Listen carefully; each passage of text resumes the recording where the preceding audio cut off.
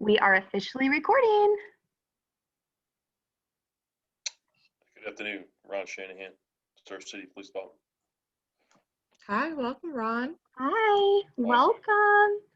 Thank you so much, everyone, for being here. We are recording this webinar, and you will be receiving this webinar and resources after. So let's go ahead and get started. Welcome to our second Community Prevention Action Plan PCA&C webinar for this fiscal year. Today, we are so blessed to have the Colorado Community Activation for the Prevention of Child Maltreatment be presented on today. We have wonderful presenters. Before we get started, I did want to share some quick housekeeping rules. Please be sure to keep your mic muted during this time. There will be time at the end for question and answer. And during that time, you can unmute yourself and we can vocally ask questions to our wonderful presenters. Please utilize the chat box for any questions or comments during the presentation. And Nadia and I will respond and answer any questions that we can answer at the time. Can't answer them at that time, we will answer them for you later and get the proper resources sent your way. We will again have time for Q&A at the end, so that's when it will be vocally opened up to you to ask questions. This webinar is being recorded. You will be sent the webinar recording as well as any resources we cover today or that Colorado would like to share with us today in a follow-up email. Regarding any PDFs and resources that we can share in the chat, we will also be sharing in the chat, but we thank you for your patience as it does take a while, a little bit for the recording to generate, so it might be an hour or so until you receive that after the webinar. If you have any questions related to your specific CBCAP county, please reach out to your PCA&C point of contact and we will get your question answered and support sent your way. With that being said, I'm going to throw the ball over in Nadia's court and we're going to get started on introductions. Awesome. Hi, everyone. As you all know, I'm Nadia, Partner Engagement Manager for Prevent Child Abuse North Carolina.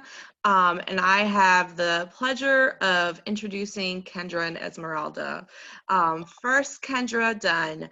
Ms. Dunn is the Family Strengthening Director and staff of the Colorado Children's Trust Fund at the Colorado Department of Human Services Office of Early Childhood. She serves as co-chair of the Colorado Partnership for Thriving Families and director of the Colorado Children's Trust Fund. Ms. Dunn is the board president for the Children's Trust Fund Alliance. She has worked in the child maltreatment prevention field since 1993 and has a special interest in building the public will necessary to create community conditions where all families can thrive from the beginning. Ms. Dunn was previously the founding executive director for Prevent Child Abuse Colorado and worked for the National Alliance for Drug Endangered Children. She is a certified trainer in many parenting and child abuse prevention curricula, and she studied psychology at American University in Washington, D.C., and is a mother of 2 sons. Welcome, Kendra. Thank you. Awesome. And next we have Esmeralda. Esmeralda Santiano. She is the Family Resource Center Program Manager at the Colorado Department of Human Services Office of Early Childhood. In her role, Ms. Santiano is the Community-Based Child Abuse Prevention, CBCAP, state lead and supports CBCAP and family support services programs to enhance family protective factors across the state of Colorado. Prior to joining the Colorado Department of Human Services, Ms. Santiano was responsible for the development and delivery of child maltreatment prevention programming and services for the city and county of Denver, as well as developing partnerships with community-based organizations and service providers. Ms. Santiano also served as a bilingual licensed professional counselor, where she developed and implemented culturally responsive behavioral health programs that focus on reducing the stigma of behavioral health among culturally and linguistically diverse communities, and in increasing their overall wellness. So welcome, Esmeralda. All right, and before I turn it over to them, I just kind of wanted to just introduce the reason why we're having this webinar. I myself have had many conversations with Kendra and Esmeralda, and I feel personally being connected to them and just seeing how they're doing the community planning and prevention plans in Colorado has really helped me have a better understanding of how I can better assist communities and counties here in North Carolina with their planning work. And hopefully you guys, as you hear their stories and are introduced to the tools that they've created for the counties in Colorado, are able to increase your own knowledge and learn how you can do some of the planning and implement some of the tools they've created yourselves. So if you guys are ready, I will put the ball in your court and let you guys get started. Thank you, Nadia. That is great. I am going to ask somebody on the call, so whether that's Nadia or someone else, to be a timekeeper. I will say that this work is my passion, and so it's easy for me to spend a lot of time talking about it. So SC and I have really developed a pretty tight PowerPoint to keep us on track, but what I do want to say is I want to make sure we have enough time for questions and conversation at the end. So I empower you guys to interrupt if you feel like we get to the point where we need to be doing that. So with that being said, I think, I don't know if the PowerPoint slide has been shared yet. I don't see it. I can certainly start if there are, technology problems. So, hi, this is Taylor. I was just going to have you and Esmeralda share your screen. Would you like me to share mine and then just tell me when to switch? I'm sorry, I misunderstood that. It would be great if you could share yours. I actually don't have it open on mine. I can find it if we're having technology problems, but. No worries. I can share, Taylor. I have it up right now. Okay, perfect. Thanks, Nadia. Awesome. Thank you, Nadia. Yeah, of course. Sorry for the confusion there. You've heard, the bios are always a little bit uncomfortable. But what I do kind of want to start by saying are a couple of things. One, Colorado is also a county administered, state supervised state. So a lot of what we're going to be talking today really are focused on local control and local customization of this work is really based on that fact, and based on the fact that culturally Colorado has kind of a long-standing Western rugged individualism kind of point of view. And so you're going to hear me focus a lot on that. And the other thing I will say is just that though I don't currently work in a Prevent Child Abuse chapter, I've had the honor of being able to lead the Prevent Child Abuse chapter in DC and found the Prevent Child Abuse chapter in Colorado. So that is close to my heart. So I just want to give a quick shout out to PCA North Carolina there. If you want to go ahead and go to our key objectives for today, we want to talk to you a little bit about the work that we did at a state level before we started our county planning and why we think that was kind of important, or how that continues to support that work. We're going to share with you kind of the nuts and bolts of what our local planning is looking like. We have done a process evaluation of it, and so also sharing with you some of the lessons learned, including some of the benefits that we saw utilizing a framework developed by the Organizational Research Service and Annie E. Casey Foundation in 2017. And so with that, let's go ahead and get started. The other thing I think that is important to understand for Colorado, and I guess this is probably true for North Carolina, is that we have a lot of entities doing great work with children and families, and that work is placed in many different places. And so as we thought about wanting to develop a framework for action and develop local prevention plans, we did kind of start at the get-go with this idea of who's already in this space. And so in addition to having like our state agencies around human services, public health, and our Medicaid agency and Head Start, we also had federal launch grants, a CDC grant for Essentials for Childhood. We have our trust fund. We had a Help Me Grow initiative at the time that actually is no longer meeting as intentionally. We have a chapter, we have a trust fund, we have a state lead on the Strengthening Families Protective Factors framework. So there was just a lot going on. And so for us, as we started this project, it was less about how do we start new work and more about how do we get all the work that's happening connected and in supporting each other so that we have a bigger impact as a whole than any one of these individual efforts is having on its own. And so I just kind of want to share that our problem we were solving was more like, how do we fit all the puzzle pieces together, and less about, oh my God, nobody cares about prevention in our state. So the next slide is simply just to say, as we started this work in 2015, we knew that we were taking on a decade worth of work. We had the long view in mind. So the first thing we did is we developed our state prevention framework.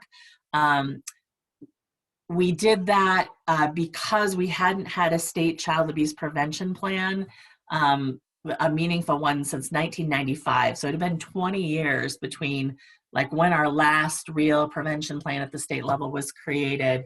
And so we knew that there was a need to do that. But you'll see it, we chose to take a way different approach than the approach we took in 1995. And then next, we knew our phase 2 would be really getting our local counties to develop local prevention plans. And then really our third phase being, once we had communities with plans that were implementing and collecting data, how were we going to aggregate that data into a dashboard so that we could see that collective impact over time? And we are just now starting phase 3. We have about a third of our counties that have done planning and have started to implement and collect some data. So we're just now starting to look at building our dashboard. We'll go to the next one. So I'm not going to go into total detail about this, but I just want to kind of say overall that even in a state where local control is paramount, and where services are offered by local county departments and community-based agencies, that there needs to be some overarching roadmap that keeps all of those efforts on the same page. And so when we went to develop our state prevention plan, we chose to do it in a very different way. We developed a high-level framework for action that really put some guardrails around the work we were going to do together, that identified some shared values and shared outcomes we were going to measure, and gave kind of guidance to counties, but really allowed for that local conversation around what are our local needs, what are our local assets, what are the local strategies that need to happen. And so literally our state maltreatment prevention plan, you're going to see 4 slides. Like, it's not intended to be the plan, it's intended to be the roadmap that helps local communities develop plans. So with that being said, I want to go over that really quick. Our shared vision is all children are valued, healthy, and thriving. That is very broad and purposeful for 2 reasons. One, we really were trying to build a tent that was large enough for all people who were interacting with families to come under. We really didn't feel like child abuse prevention is the work of any one system. We actually think it intentionally is the work of all systems working with families. And we wanted something that was really focused on building well-being. So increasing the good stuff for families, not just decreasing the bad stuff. So we started with values, though we didn't call them that because we definitely, there was some sensitivity around that. So we called them foundational principles. But the idea of this was, what are the things that are currently already happening that are guiding how we do our work and our practice that we want to ensure stays true no matter who was working with families. So this idea of this wasn't new. This was reflecting the best parts of our current state and how we were providing services to families.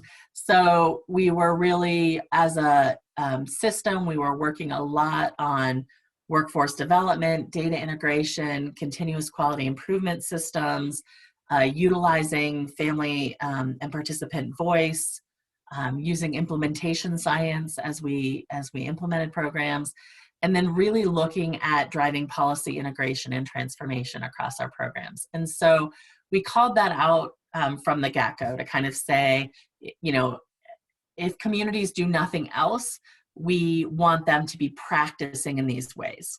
Next screen. Then we really looked at okay, so what are we going to do?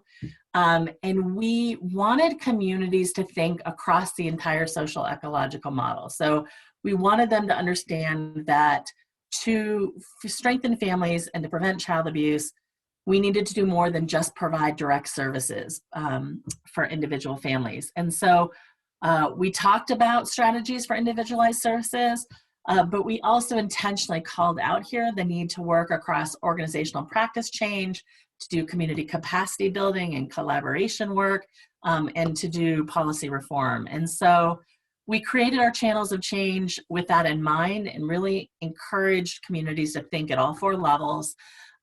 This slide was not intended to be a menu, like pick one of the following. It was really intended to be here are some best bets. Here are some things you can think about or talk about as you have conversations around these levels. The things that were listed were things that we had research around and that there was momentum or funding for. And so really these were like best bets. They were conversation starters for communities within each of those categories. Next slide was our overarching outcomes. This was really important. We spent a lot of time kind of looking across programs and initiatives to think about what were they trying to accomplish and what were the common themes, and we really came to 4. 2 that are really traditional and had been on previous prevention plans, and 2 that maybe weren't so traditional. So we encouraged communities as they develop plans to think about child well-being and achievement and how they would measure that, how they would measure caregiver or parent well-being and achievement, separate of their role as a parent, but you know, how healthy were they? Were they able to get the education they needed? Were they able to work? And so really thinking about keeping adults strong. The third one was really consistent high quality caregiving. And we phrased it that way because we were thinking both parenting and childcare. So in the environments where kids live and play and work, they don't work, play and go to school, the places where they are in the community, are they able to have strong relationships with other adults and to build attachment and to feel nurtured? And then the last one was safe, supportive neighborhoods, really recognizing that the community conditions in which families live really drive their ability to be successful and to thrive from the beginning. And so we care about things like community cohesion and built environment, access to basic services, family-friendly employment. And so we called that out specifically in our guardrails and really challenged communities to be thinking about those kinds of things as they built their plans. So the next thing I will go on to is just our community planning goals as we got started. After we rolled out the framework in April of 2017, we moved to supporting counties and doing community level planning. So next slide.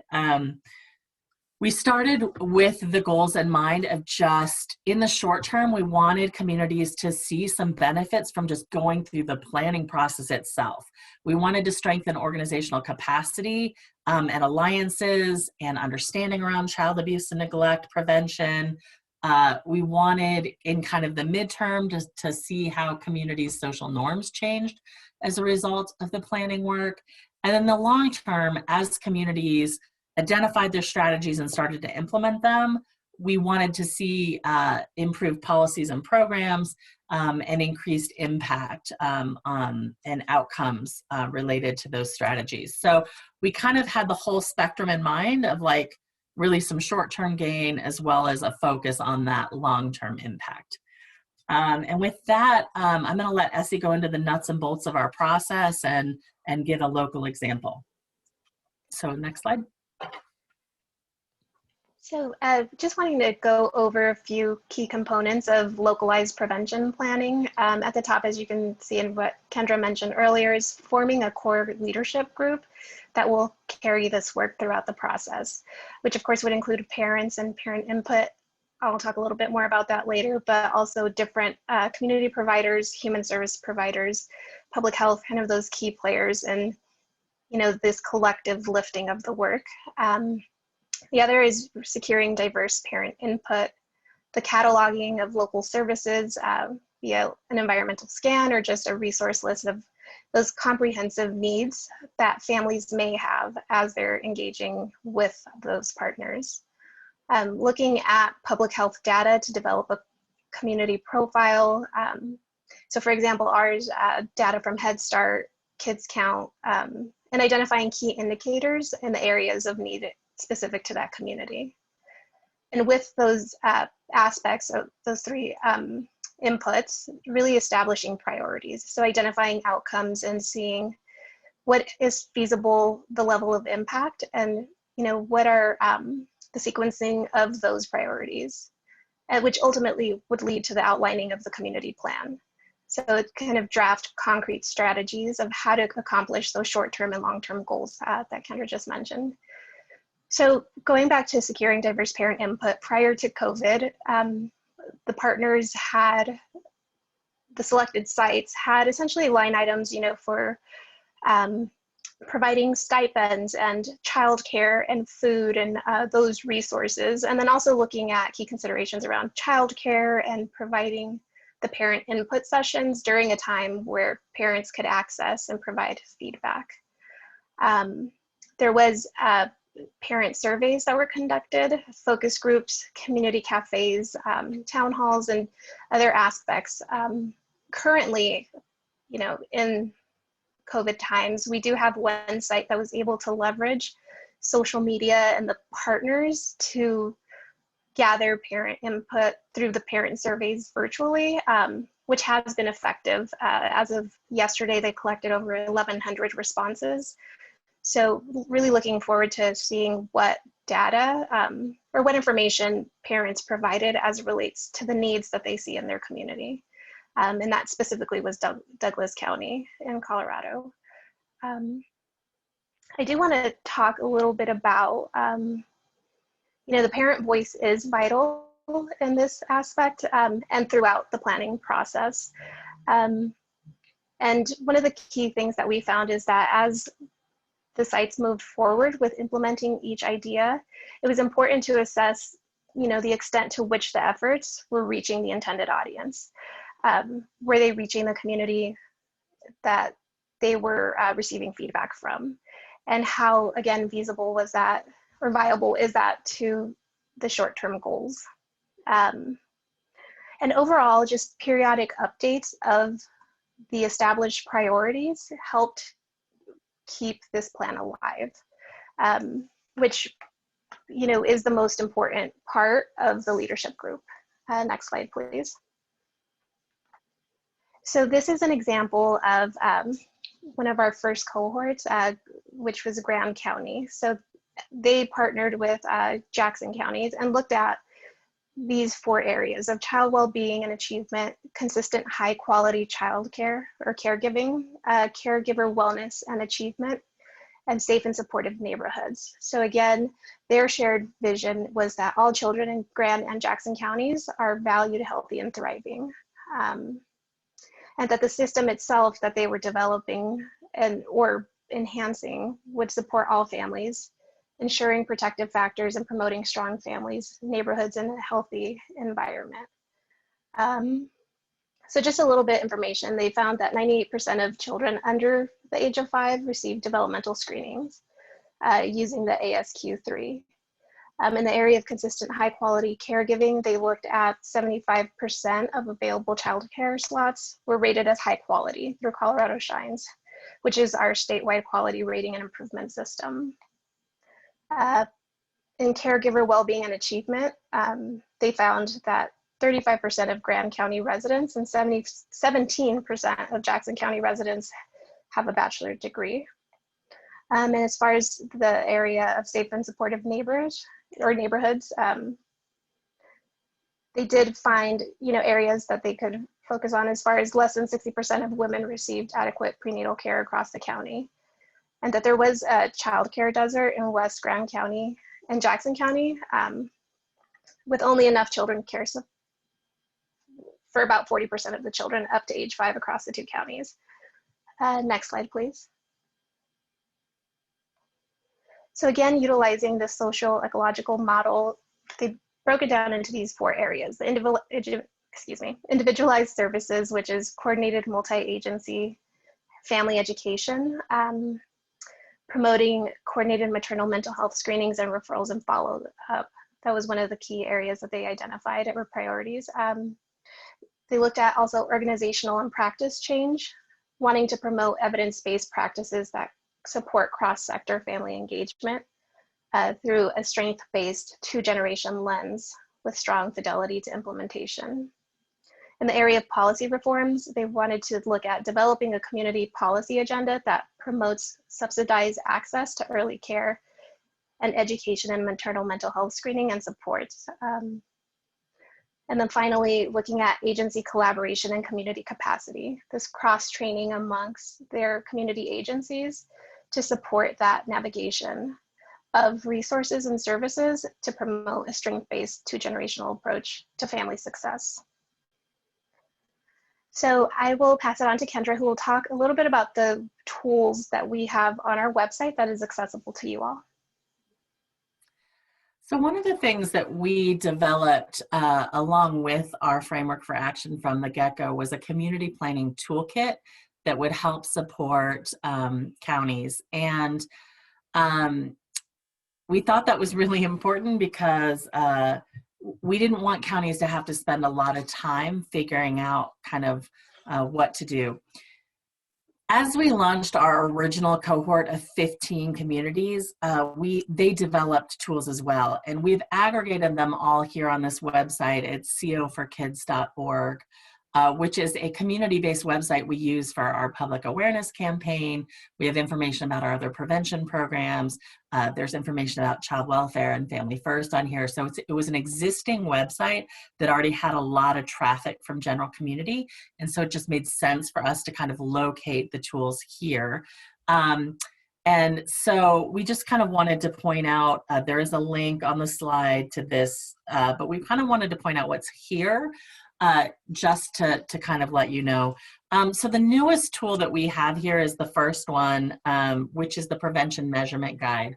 One of the things that we heard from those first 15 communities was they really needed a little help to think through what kind of data they might want to collect, both for their community profile to make decisions, but then also to measure the impact of some of their population level initiatives.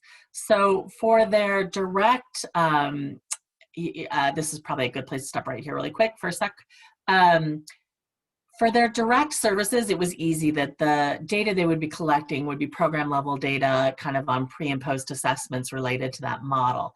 But when we started talking about how are you going to measure impact of community capacity building, of practice change, of policy transformation, where you're really using population level indicators to show impact, they were just kind of at a loss. So we took the opportunity to build this guide that kind of talks them through, like, how do you find this data? How do you use this data? And then we bucketed out into those kind of 4 levels of the social ecological model. And if you scroll down, like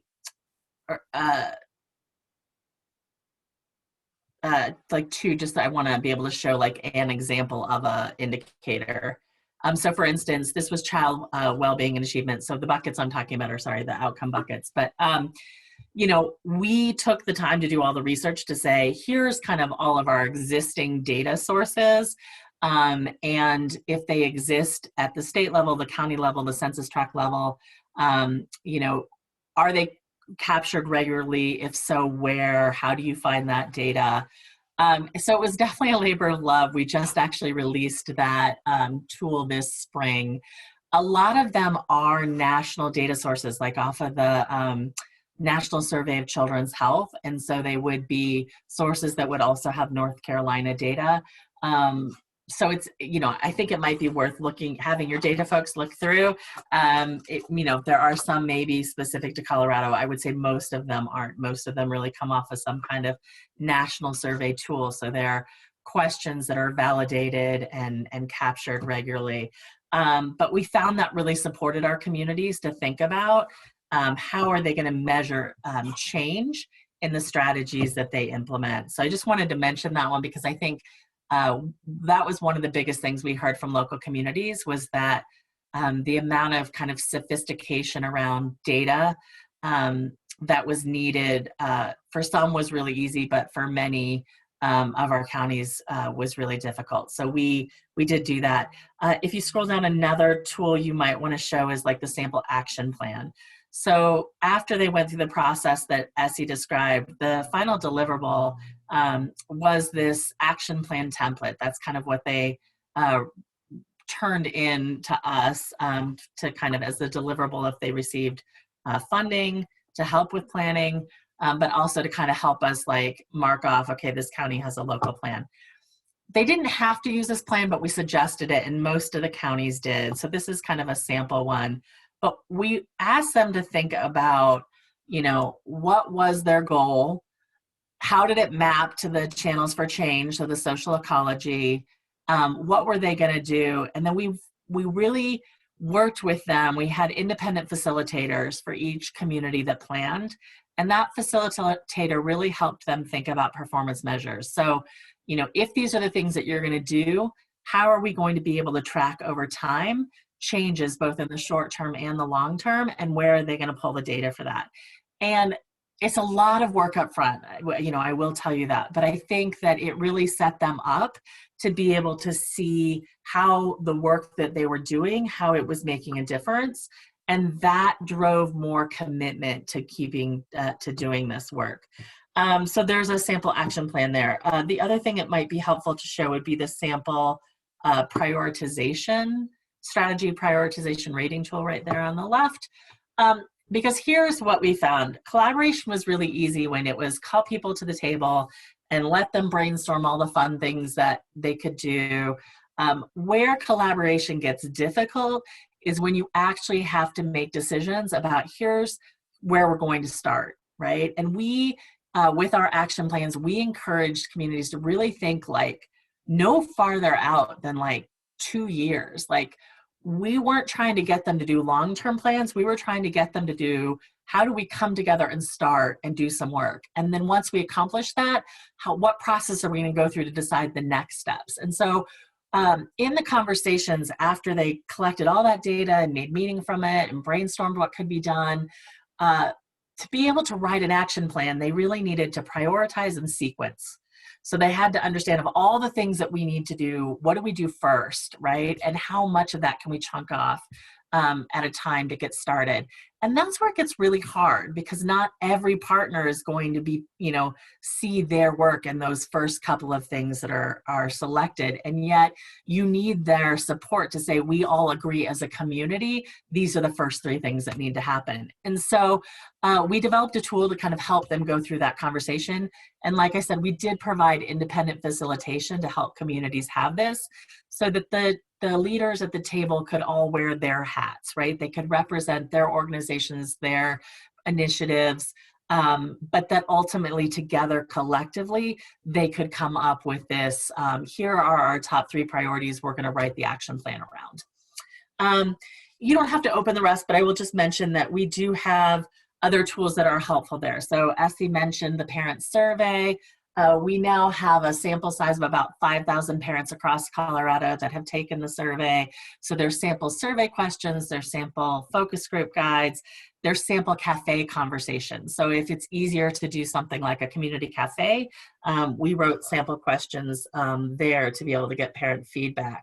So I just say that all to say that we continue to build tools and add to this, and everything here was created with federal dollars. So with the idea that any community in Colorado or elsewhere could use them for free, could customize them for their benefit. So it's all here for your taking. I know we've had some conversations about potentially just literally taking some of them and posting on the North Carolina site. I will tell you that they exist on the Child Abuse and Neglect Technical Assistance and Strategic Dissemination Center, which is a TA center for the feds. They sit on Chapin Hall's website. So, there's nothing, we don't take we're not trying to be proprietary in any way. And so I will just kind of give an open offer to, if you have tools that you use in North Carolina that you develop that you think are really helpful, we'd love it if you guys would also share back. Like, we'd love to be able to promote the tools that you utilize. We are just trying to make it as easy as possible for local communities to be able to do this work together.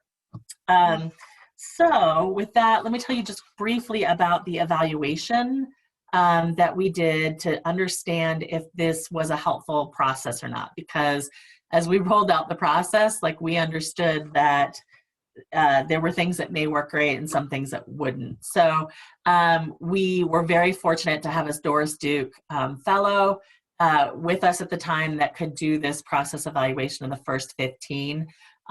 So she tracked the process. The facilitator had checklists that she used with the local community coordinators for the planning as they went through the process. We did post-planning follow-up immediately at 90 days, and we just did a 2-year follow-up. And so we were collecting kind of data and information all along about what was the impact on the community of doing the planning. So to that, let me show you some of what we learned from that evaluation.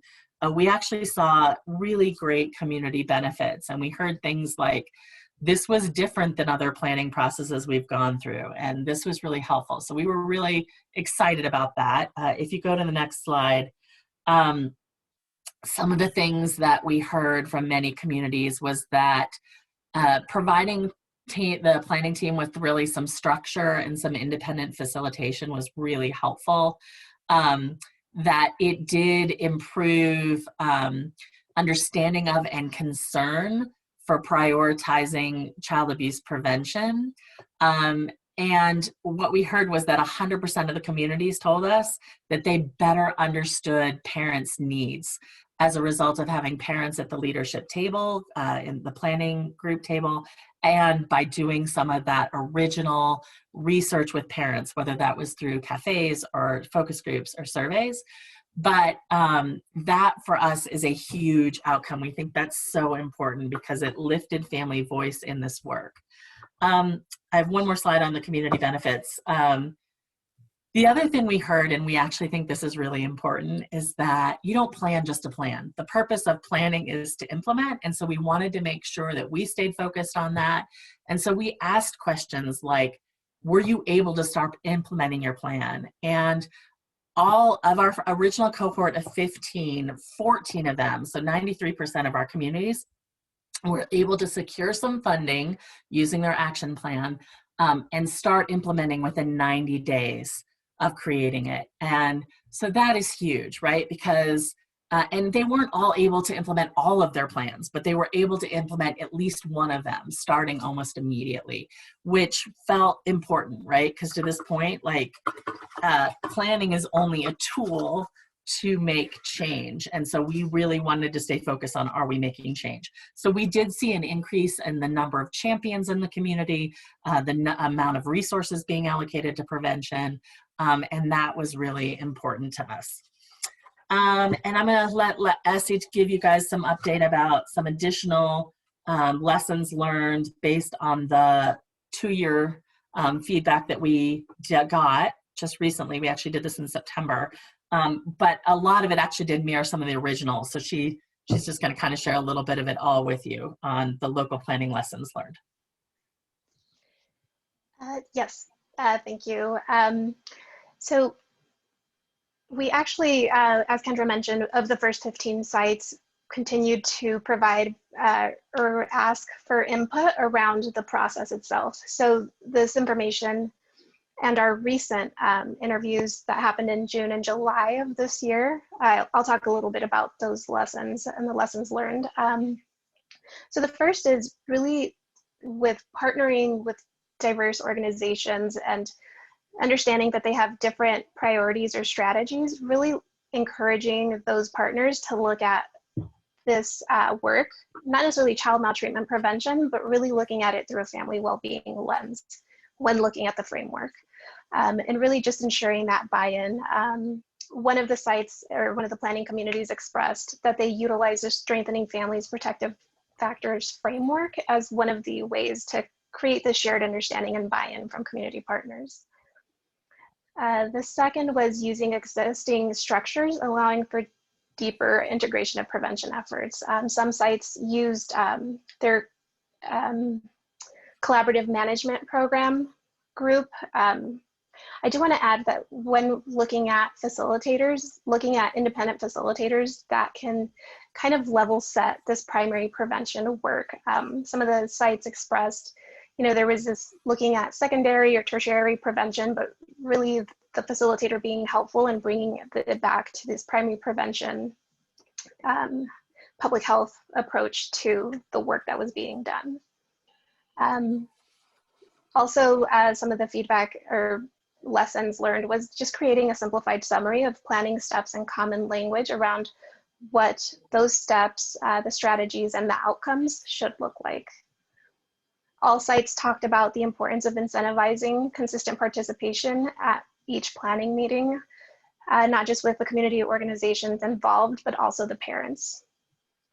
The other was really ensuring that diverse parent perspective and representation throughout the entire planning process. There was feedback around creating more tools for data analysis, or noting the importance of that even at the community level, and really looking at what existing resources exist to continue and to seed that conversation. Next slide, please. So a few barriers that were identified is the lack of funding. So the sites recently indicated that this lack of funding has been amplified by the pandemic related to budget cuts that either happened at their organization or possibly around the state that really increased their programmatic needs. There were also conversations around competing priorities and goals. A lot of the sites, again, because they are community-based organizations, really pivoted to the response of COVID-19 and those immediate needs of children and families. That also led to limited capacity of staff to really look at the planning process. Some sites indicated leadership and or staff transitions, so kind of what was that sustainability piece of moving the work forward. Well, we did receive suggestions around supporting, how to support and sustain implementation. The first 15 sites, not all of them were selected to continue to move forward with implementation. There were a few sites that didn't receive multi-year funding, although we do have 10 sites that currently do. They did indicate additional staff and personnel time that would be helpful.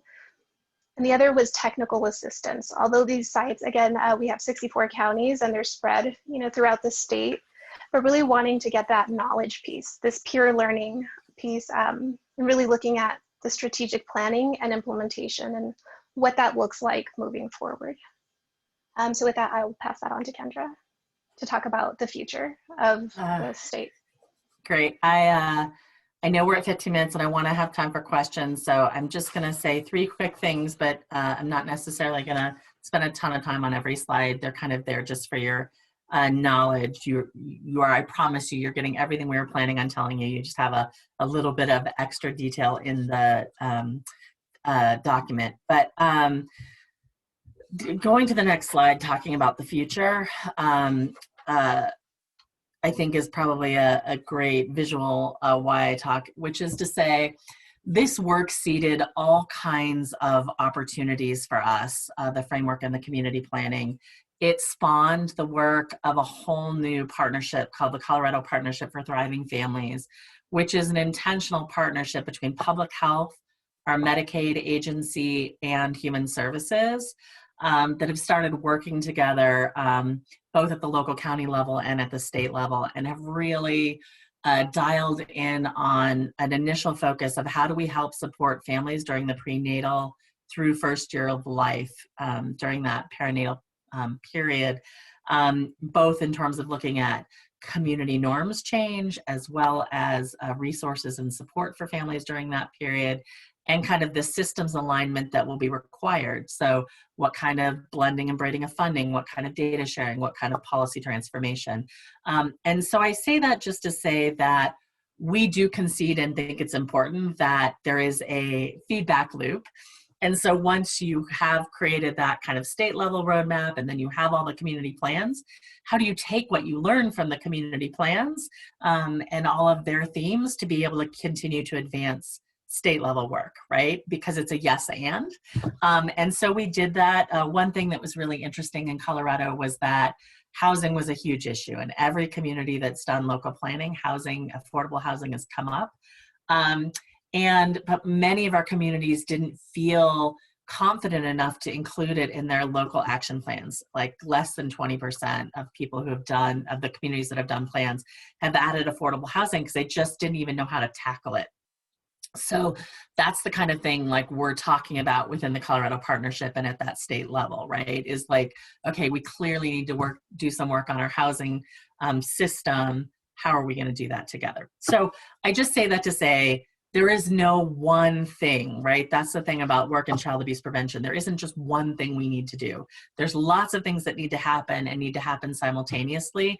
And so how do you start to kind of put a lens on who is involved and doing what? And the most important thing here is that it's everybody's role. You know, there's no, we don't have the luxury of believing that only child welfare can do this, or only early childhood, or only public health.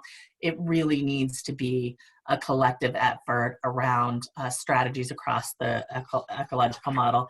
We did include some slides for you about the partnership, which you can look at later. The last comment I want to leave you with before questions is just the concept that we really feel like the moment is now.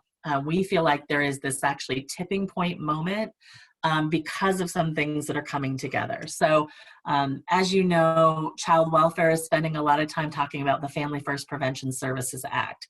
And though that isn't primary or secondary prevention per se, it has started, at least in Colorado, a new conversation about how to move things more upstream, and really has provided an opportunity for our primary and secondary prevention providers to figure out how to link hands or build a bridge with child welfare to really build a full continuum of support for families. Along with that, we were able to write into our 2020-2024 Child and Family Services Plan for Child Welfare a prevention goal for the very first time. And our prevention goal was actually that all 64 counties would develop local prevention plans. So that's added additional kind of support to ensure that human services comes to the table in these planning efforts, but potentially also to open up local dollars to help support that planning. The other thing that's happening across the country is with the Title V Maternal and Child Health Block Grant funding cycle. All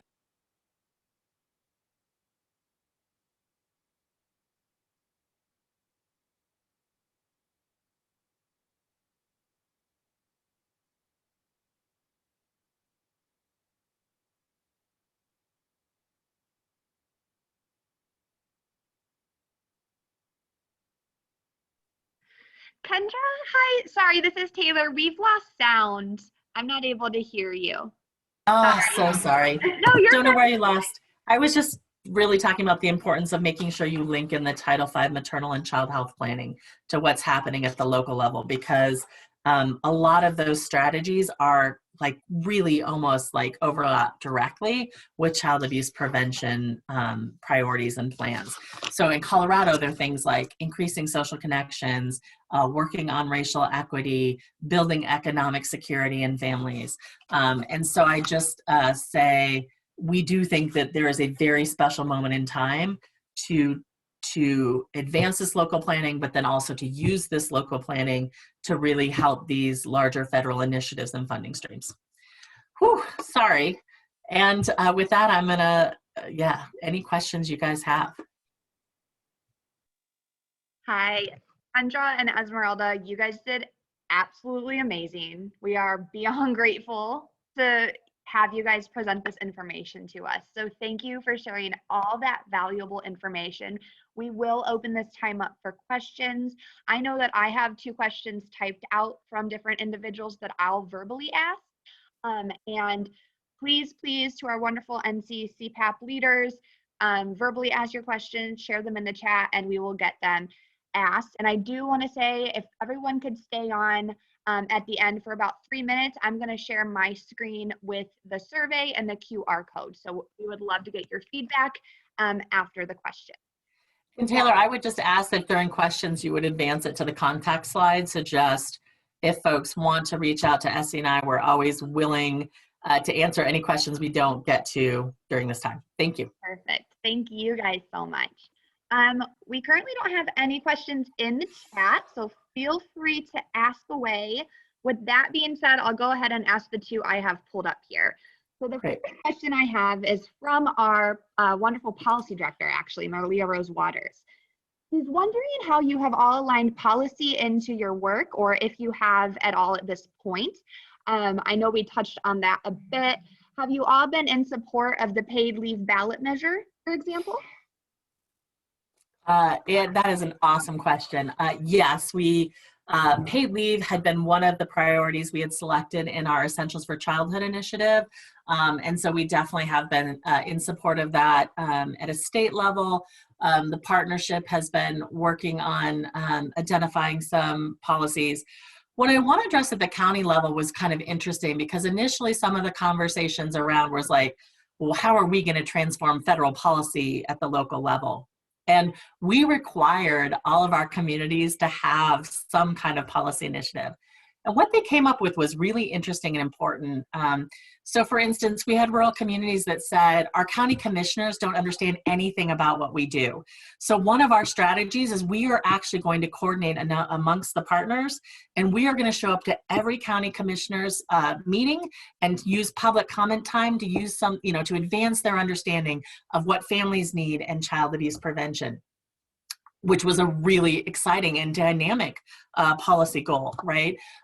We definitely did have communities that actually did organize, put in their plan to organize campaigns around paid family leave, or various efforts to support employers with flexibility in their employment practices. So that was more of a practice change policy with a small p. We have had folks work on CBCAP, or child care subsidy policy. So that's been really exciting. And I think gotten communities to really think broadly about all the kinds of things that they have the ability to influence. That is really exciting. Thank you so much for sharing that valuable information with us.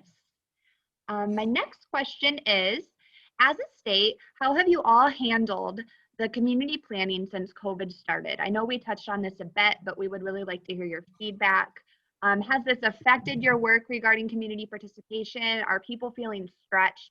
And please share any tips and tricks you have regarding how to navigate planning work through this pandemic, because we know it's kind of flipped us all on our heads, and we all have grace with ourselves and each other.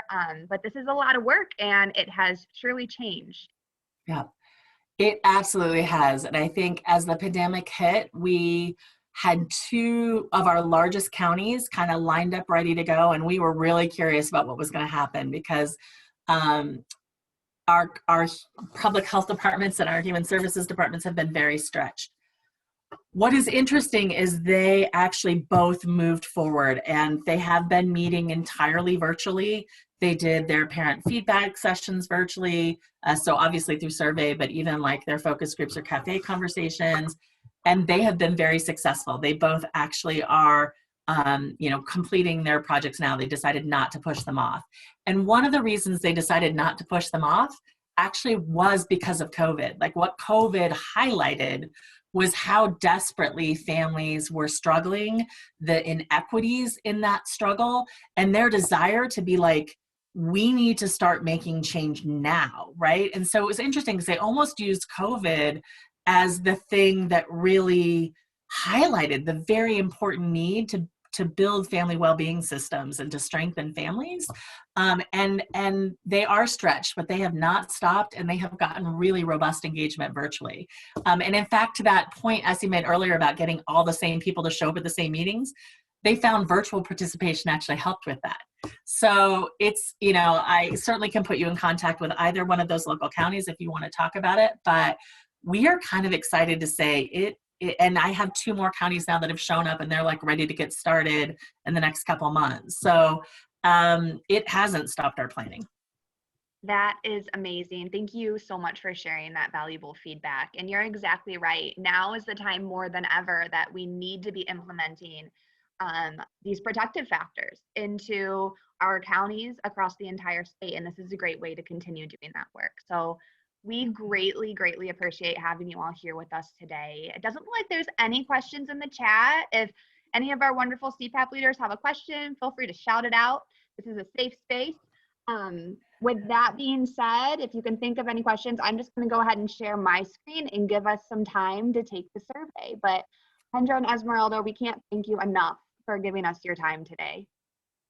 Thank you so much for the opportunity, and we can't wait to continue to follow your work and hear the great lessons you learn, and be able to benefit from that as well. So thank you.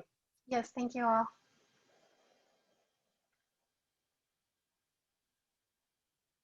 There's a beautiful picture of Esmeralda. Sorry. So you just get to see that again. So pretty. Sorry, my screen is really messy. But I had the right thing pulled up. Okay.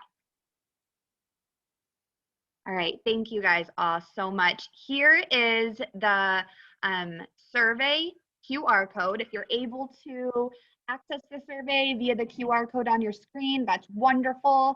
If for any reason it's not working, Nadia, could you please copy and paste this survey link into the chat, and everybody can access it that way. This will only take a couple of minutes. We really value your feedback, and we want to continue to improve our CPAP webinars moving forward. This is great, so I'm not really sure how we can top this, to be honest. You guys killed it. And this survey will also be sent out afterwards as well. With that being said, I'll give it a few minutes. If anyone has questions, just shout them out.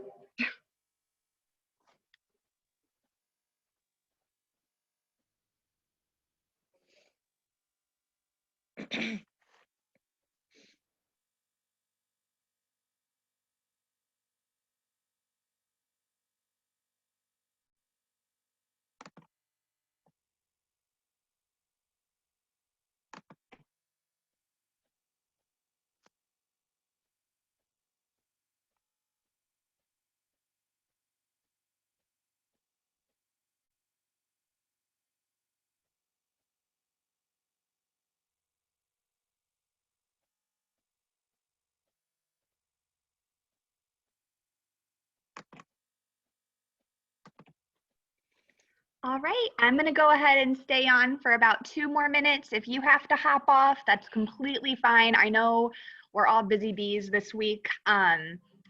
Thank you guys so much for being here, and we'll make sure to send everything out to you afterwards. Thanks, everyone. Bye, Esmeralda. Esmeralda. Thank you. You guys are Thank the you for best. being here today.